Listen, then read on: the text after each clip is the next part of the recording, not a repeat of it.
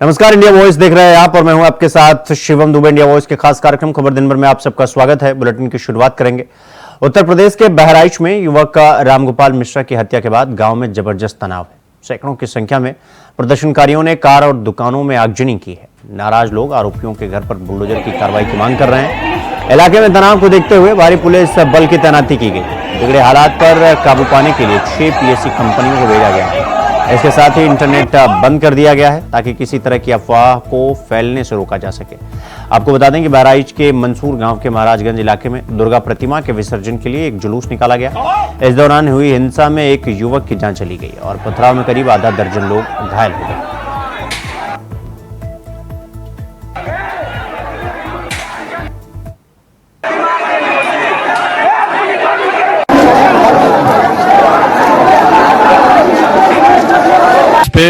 उत्तर प्रदेश के मुख्यमंत्री जी ने बहुत कड़ाई के साथ कहा है कि जिन लोगों ने भी माहौल बिगाड़ने की कोशिश की उन्हें बख्शा नहीं जाएगा। मगर एक बात और गंभीरता से सोचिए कि ये किसकी ताकत बढ़ गई है जो पिछले कुछ समय से इस ढंग की घटनाएं देश में बढ़ गई हैं। ये मैं देश के विचार के लिए सोचता हूं। जो लोग कहते थे ना कि पिछले कुछ महीने से कुछ ताकत बढ़ गई है कुछ शक्तियों की, ये कौन सी शक्तियां थी जिनकी ताकत बढ़ी है? ये कौन सी शक्तियां हैं जो भारत को कमजोर करना चाहती हैं? आर्थिक आधार पर भी, सामाजिक आधार पर भी, सांस्कृतिक आधार पर भी। ये सब कहीं ना कहीं उन्हीं शक्तियों के टूल बने हुए हैं। चाहिए और जेल भेजना चाहिए। पूरी तरीके से इस परिवार को 1 करोड़ रुपए दें मुआवजा और सरकारी नौकरी दें। देखिए, पूरे प्रदेश में मैं पहले से कह रहा हूं जंगल राज कायम है। वहां पर गोली चली। बनारस में 481 साल पुराने भरत मिलाप में राम भक्तों पर इस सरकार ने लाठी चलवाई। अरे बोलने से नहीं होगा ना, वो जाके खाली अपना काम कर रहे हैं। मैं समझता हूं कि उनके बस का नहीं रह गया है, उनको इस्तीफा देके मठ चले जाना। उनको चिन्हित करके कड़ी कार्रवाई होगी और लापरवाह जो पुलिस ऑफिसर्स हैं, कर्मचारी हैं, उनको भी चिन्हित करके कार्रवाई होगी। किसी को बख्शा नहीं जाएगा, नहीं करनी चाहिए। उत्तर प्रदेश में हम कानून व्यवस्था को मेंटेन करने के लिए प्रतिबद्ध हैं और आपको ये मिलेगा कि उत्तर प्रदेश राज्य सबसे बेहतर कानून, उस पर भी कदम उठाएगा और निश्चित रूप से दोषियों पर कड़ी कार्रवाई होगी। और ये तो अब हम भारतीयों को समझना चाहिए कि जिस एक विशेष वर्ग को संरक्षण देने वाली जो पार्टियां हैं वो किस तरीके से उनके साथ वो बयान जारी करें। ये आखिर क्यों है कि आखिर हम शांतिपूर्वक जो त्योहार मनाया जाता है, कभी हम उनके इस त्योहार में अशांति फैलाते हैं तो अगर इस त्योहारों में अशांति फैलाने वाले लोगों का संरक्षण देते हैं तो उसका जवाब उन्हें देना चाहिए। जिम्मेदारी है, शासन की जिम्मेदारी है, माननीय मुख्यमंत्री की जिम्मेदारी है इस प्रदेश में शांति और भाईचारा और अच्छी कानून व्यवस्था कायम करने की उनकी जिम्मेदारी है। मैं उम्मीद करता हूं कि मुख्यमंत्री जी इस घड़ी में पूरी तरह से प्रदेश में शांति कायम करने में, सौहार्द कायम करने में, आपसदारी कायम करने में पूरी तरह से सफल हों, ऐसी मेरी कामना है। बहराइच में जो कुछ हो रहा है वो प्रशासन और पुलिस की गलती के कारण हो रहा है। वहाँ लोगों को मालूम था पहले से कि मूर्ति का विसर्जन होगा, लेकिन वहाँ पर कोई पुलिस फोर्स लगाई नहीं गई और प्रशासन की लापरवाही से ये पूरी घटना हुई है और उसमें एक व्यक्ति की मौत हो गई है। दोनों पक्षों का नुकसान हो रहा है और सरकार जानबूझ करके ये हिंसा करवा रही है, नफरत फैलाने का काम कर रही है और ये पूर्ण रूप से इसमें प्रदेश की सरकार दोषी और जिम्मेदार है। हम लोग ये अपील करते हैं कि कोई भी सरकार के बहकावे में ना आए और अमन और शांति कायम रहे, दोनों पक्ष मिल करके रहे, हिंदू मुस्लिम एकता भाईचारा कायम रहे। तो वहीं समाजवादी पार्टी के राष्ट्रीय अध्यक्ष और सांसद अखिलेश यादव सोमवार को सपा विधायक अरमान खान के घर पहुंचे, जहां उन्होंने अरमान खान के पिता के निधन पर श्रद्धांजलि अर्पित की। अखिलेश के साथ बड़ी संख्या में कार्यकर्ता भी मौजूद रहे। इस दौरान अखिलेश यादव ने बीजेपी पर हमला बोलते हुए कहा कि बहराइच में मूर्ति विसर्जन के दौरान हुए सांप्रदायिक हमले को लेकर भारतीय जनता पार्टी जानबूझकर घटना को होने देती है और प्रशासन चाहता तो बहराइच की घटना ये रूप नहीं ले पाती। बहराइच की घटना में दोनों पक्षों का बड़ा नुकसान हुआ है। बीजेपी नफरत की राजनीति का लाभ लेती है।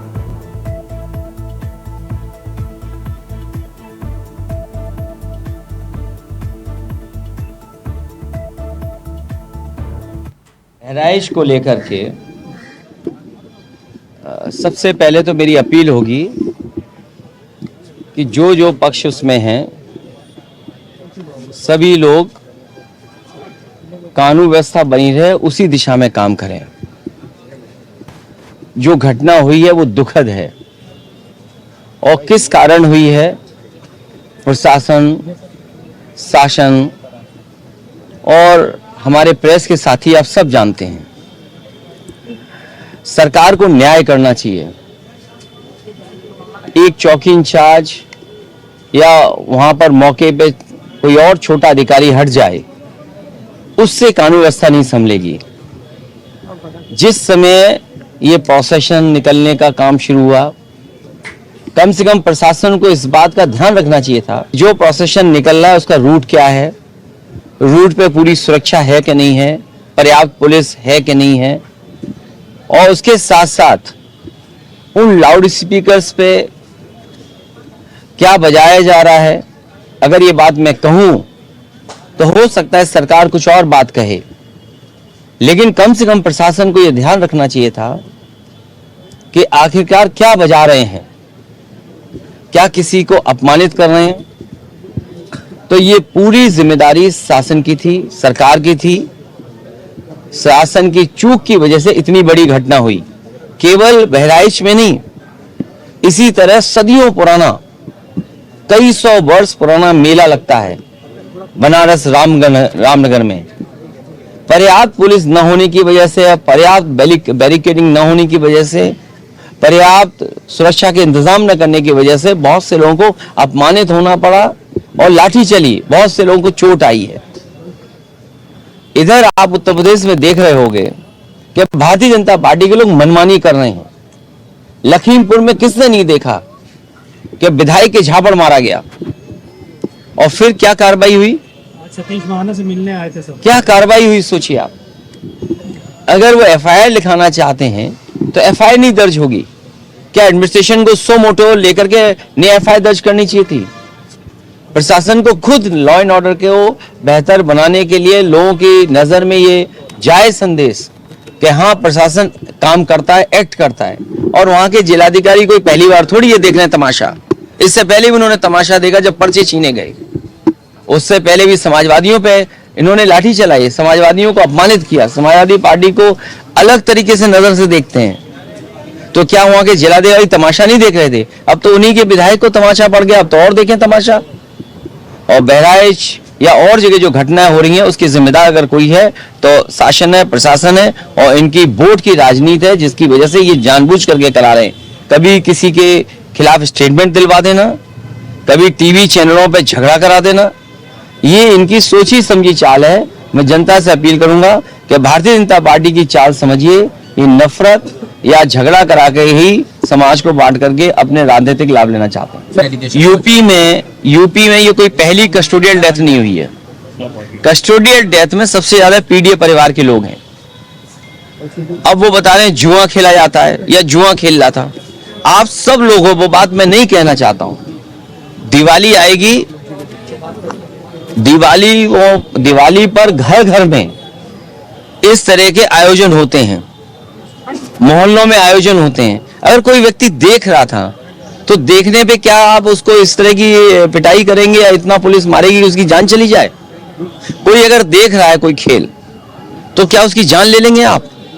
ये अधिकार किसने दिया पुलिस को? ये शासन प्रशासन पूरा पता नहीं किस दिशा में काम कर रहा है, किसके निर्देश पे काम कर रहा है। इसकी लगाम तभी लगेगी जब ये सरकार हटेगी तब। तो खबरों में आगे बढ़ेंगे। लखनऊ में पुलिस हिरासत में मारे गए युवक अमन गौतम के परिजनों से कांग्रेस के प्रदेश अध्यक्ष अजय राय ने मुलाकात की। उन्होंने पीड़ित परिवार के लिए सरकार से 1 करोड़ रुपए मुआवजे, सरकारी नौकरी और मामले की निष्पक्ष जांच करवाए जाने की मांग की है। उन्होंने कहा कि आरोपी पुलिसकर्मियों के खिलाफ 302 का मुकदमा दर्ज किया जाए। सुनिए इस दौरान अजय राय ने क्या कुछ कहा।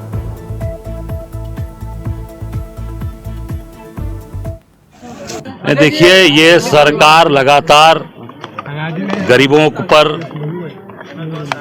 जो काम करने वाले लोग हैं, मजदूरी करके पेट भरने वाले लोग हैं, उनके ऊपर अत्याचार अन्याय कर रही है।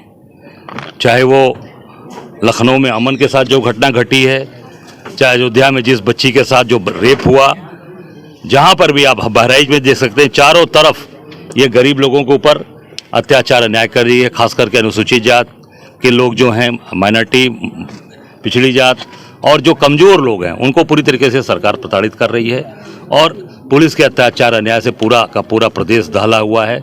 पूरे प्रदेश के अंदर अराजकता का माहौल है, जंगल राज कायम है। अब 25 साल का व्यक्ति, आप सोच सकते हैं, उनकी पत्नी देखिए सामने खड़ी है, आप देखिए, ये आप 25 साल के आदमी के ऊपर हार्ट अटैक आएगा। जो स्थिति सामने है, हिस्ट पुष्ट है। मुझे लगता है शायद कोई रोग भी नहीं था, कोई दवा भी नहीं खाता, कोई दवा नहीं खाता था, कोई रोग भी नहीं थी। ये झूठ बोल रहे हैं। पुलिस के अत्याचार अन्याय और पुलिस की मार, इनका जो कहना है कि पुलिस की मार की वजह से, पुलिस ने जो उसको मारा पीटा है उसकी वजह से उसकी मौत हुई है, वो हत्या का मामला है। जितने भी पुलिस के लोग उसमें शामिल थे उनके ऊपर 302 का मुकदमा दर्ज करके उनके ऊपर कार्रवाई हो, उनको जेल भेजें। कांग्रेस इनके साथ, हम अपने नेता राहुल गांधी जी के निर्देश पर, प्रियंका जी खड़गे जी के निर्देश पर यहाँ आए हैं। निश्चित तौर से कांग्रेस इनके साथ तन मन धन से खड़ी है। जहां भी अत्याचार अन्याय होगा, कानून की जो मदद हमसे चाहेंगे, इनकी मदद करेंगे। और निश्चित तौर से इनको सरकार की तरफ से 1 करोड़ रुपए मुआवजा दिया जाना चाहिए, क्योंकि ये देखिए अभी कितनी उम्र, 22 साल की होंगी, इनकी पत्नी 20 साल की होगी। इनको 1 करोड़ रुपए का मुआवजा मिले और एक सरकारी नौकरी, खासकर इस बिटिया को जो अपना जीवन यापन कर सके, इसको नौकरी मिले। मैं ये सरकार से मांग करता हूं, अगर ये मांगे पूरी नहीं हुई तो ये मान ली जाएगी कि ये पूरी सरकार ऐसे लोगों को जो जिनकी हत्याएं हो रही हैं, सरकार भी इसमें शामिल है। कांग्रेस तो आज आई है, कांग्रेस तो कल आई नहीं थी। देखिए अब उनकी बहन बोल रही कांग्रेस का नाम ही नहीं लिया था यार। अब उनकी बहन बोल रही है, पत्नी, भाई कांग्रेस तो आज आई है ना, हम तो कल थे नहीं, हम तो आज आए हैं। हम तो इनके साथ खड़े हैं, सहानुभूति के साथ खड़े हैं हम। देखिए मैं निश्चित तौर से मैं इतना ही कहना चाहूंगा, हम कांग्रेस पूरी पार्टी इनके साथ खड़ी है। अत्याचार अन्याय खिलाफ हमारे नेता राहुल जी ने जो उठाया है कि आज पूरी तरीके से संविधान पे खतरा है, संवैधानिक तरीके से के ऊपर जो चीजें हो रही हैं, इनको मारा जा रहा है। अभी आपने देखा बहराइच के अंदर जो बवाल हुआ, बनारस के अंदर 481 साल पुरानी हमारी भरत मिलाप, पहली बार, मैं 30-32 सालों से उस कार्यक्रम में रह रहा हूं, 481 साल पुराने भरत मिलाप में पहली बार का लाठीचार्ज हुआ। पुलिस ने वहां पे जो राम भक्त थे, जो राम की बात ये करते हैं, राम भक्तों पर लाठीचार्ज हुआ। तो यहां पर रुकेंगे एक छोटे से ब्रेक के लिए, खबरों का सिलसिला जारी है, फौरन लौट रहा है। तो ब्रेक के बाद एक बार फिर आप सबका स्वागत है मेरे साथ। रुक करेंगे अगले खबर की ओर। सूबे में सर्दी की एंट्री होने लगी है, लेकिन यूपी की सियासत का तापमान बढ़ने लगा है। वजह यह कि 10 सीटों पर होने वाले उपचुनाव, जी हां, बीजेपी के लिए यह नाक का सवाल बन गई है। इंडिया गठबंधन के लिए 2017 के फाइनल चुनाव से पहले यह वार्म अप की तरह है। रविवार को बीजेपी के द्वारा बैठक बुलाई गई। यूपी फतह का भाजपा ने पूरा फुल प्रूफ प्लान तैयार किया और चुनाव के बहाने 2027 का सेमीफाइनल भी होगा। 9 सीट पर भाजपा तो 1 सीट पर आरएलडी चुनाव लड़ेगी। ये रिपोर्ट देखिए।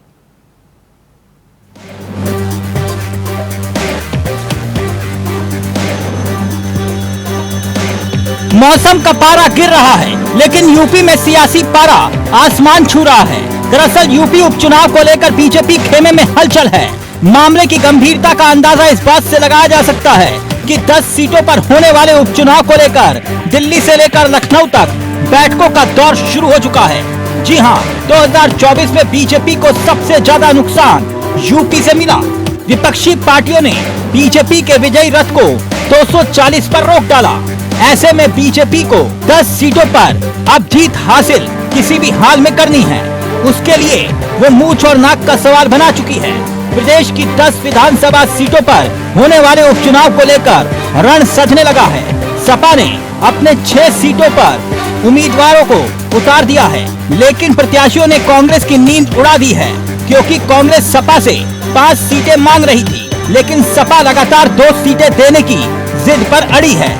ऐसे में इंडिया गठबंधन में सीटों को लेकर पेच फंस गया है। वहीं बीजेपी लगातार चुनावी मीटिंग पर मीटिंग कर रही है। बकायदा रविवार दिल्ली में बैठकों का दौर चला।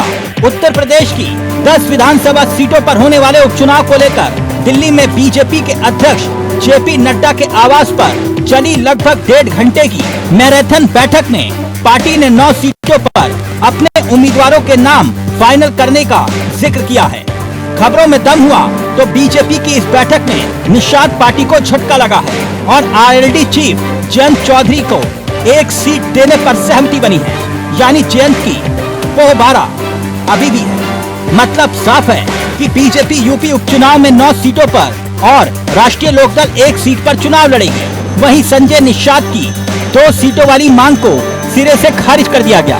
10 सीटों में 9 सीटों पर बीजेपी और 1 सीट पर आरएलडी चुनाव लड़ेगी। निषाद पार्टी के राष्ट्रीय अध्यक्ष doctor Sanjay Nishad India voice से खास बातचीत में बोले हैं कि अपने चुनाव निशान पर चुनाव लड़ेगी निषाद पार्टी। लोकसभा चुनाव में बीजेपी के निशान पर चुनाव लड़ने का नतीजा सबने देखा। सुनिए क्या कह रहे हैं वो। सिंबल न होने के नाते, उदासीनता होने के नाते 2024 का चुनाव था, उसमें आंशिक असफलता मिली है। तो निषाद पार्टी अपने सिंबल पर पिछले बार के चुनाव में ढेर सारे लोगों को भारतीय जनता पार्टी के सिंबल से लड़ा दिया गया था और पता चला कि लड़ाने के बाद वो निश्चित रूप से वो बैठकों में नहीं आते हैं और वो अपने को उदासीनता महसूस करते हैं या अपने इस दल का नहीं मानते। तो इसकी वजह से अपनी पार्टी ने निर्णय किया कि जो भी सीटें मिलेगी वो निषाद पार्टी अपने सिंबल पर लड़ेगी। बहरहाल उपचुनाव को लेकर पार्टियों की तरफ से तैयारियां की जा रही हैं। लोकसभा के नतीजों से गदगद कांग्रेस और सपा जीत का दावा ठोक रहे हैं। वहीं बीजेपी लोकसभा में मिली हार का बदला लेने के लिए चुनावी मिट्टी को खाद पानी दे रही है। ऐसे में सवाल ये कि क्या बीजेपी का आत्मविश्वास इतना कम हो गया है कि 10 सीटों पर होने वाले उपचुनाव को लेकर जान फूंक रही है। क्या हिंदुत्व के मुद्दा बीजेपी को फायदा पहुंचा पाएगा? और सवाल ये भी कि क्या कांग्रेस को सपा मना पाएगी? कई सवाल जिनका जवाब आना अभी बाकी है। Bureau report, India voice, Lucknow.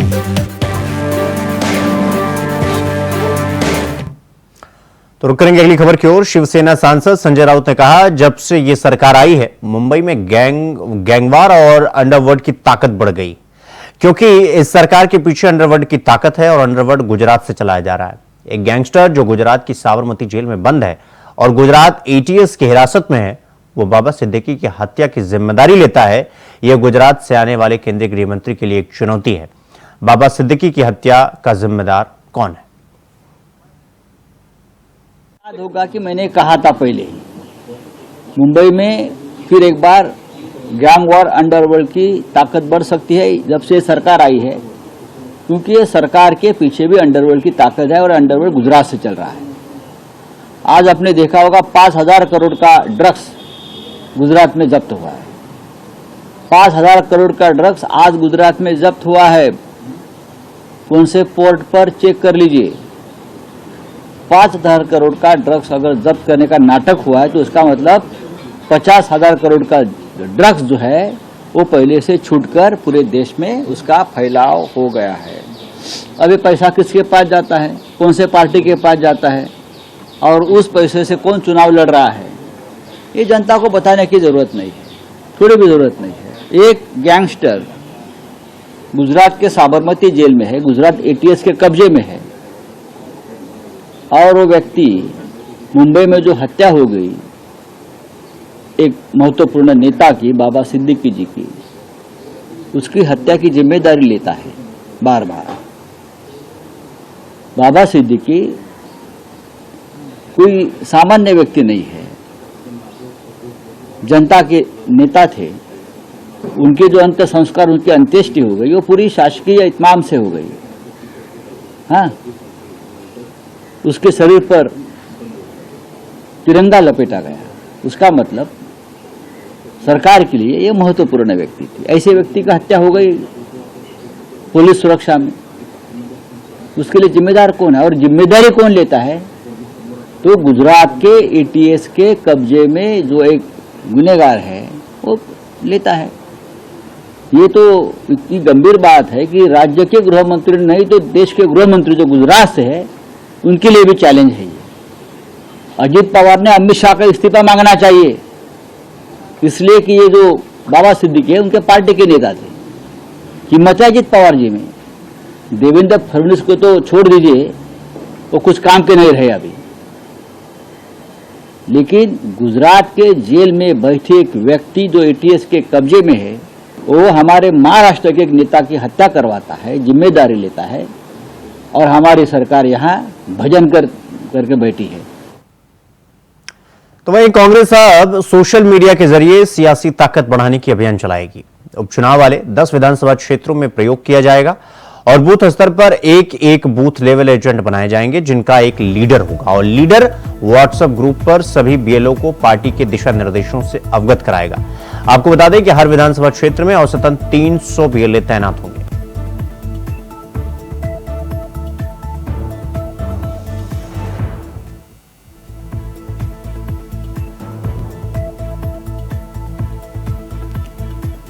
तो उपचुनाव को लेकर कांग्रेस एक्टिव हो रही है और सोशल मीडिया के जरिए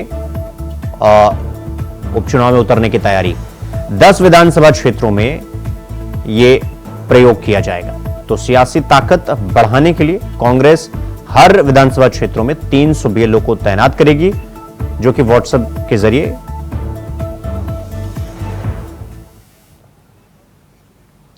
वहीं महाराष्ट्र के संभाजीनगर में केंद्रीय मंत्री किरण रिजिजू ने कहा, कांग्रेस पार्टी ने एक विशेष समुदाय को वोट बैंक बनाने के लिए इसे मुस्लिम अफेयर मिनिस्ट्री बनाकर रख दिया था।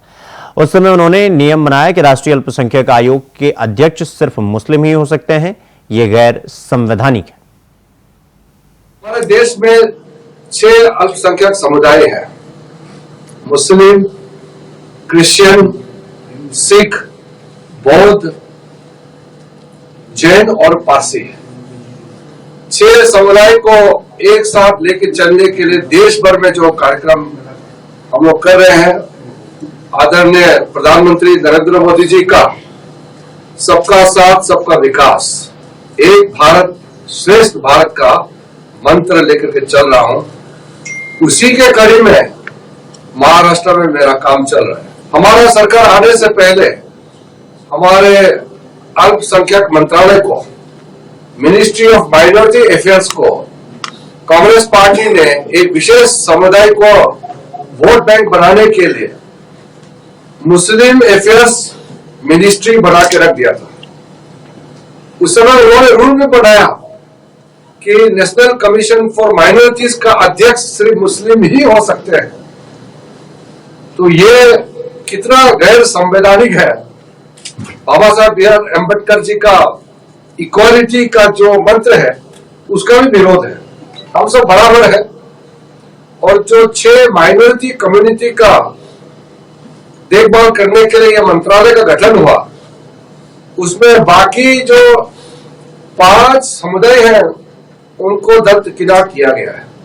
इसका नुकसान सबको हुआ है। सबसे बड़ा नुकसान तो मुसलमानों को हुआ है, क्योंकि मुसलमानों को वोट बैंक के नजर से कांग्रेस ने स्थापित किया है।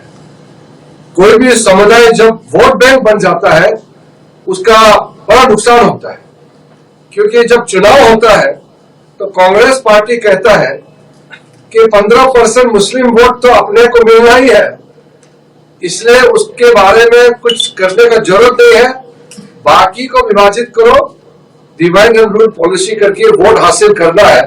ये कांग्रेस का नीति रहा है। तो मुस्लिम को वोट बैंक बना करके मुसलमानों को भी नुकसान पहुंचाया और देश को भी नुकसान पहुंचाया है। उसको ठीक करने के लिए जब मुझे अल्पसंख्यक मंत्रालय का जिम्मेदारी दिया। तो खबर दिन भर में फिलहाल अभी के लिए बस इतना ही। देश और दुनिया की तमाम खबरों को देखने के लिए देखते हैं इंडिया वॉइस। नमस्कार।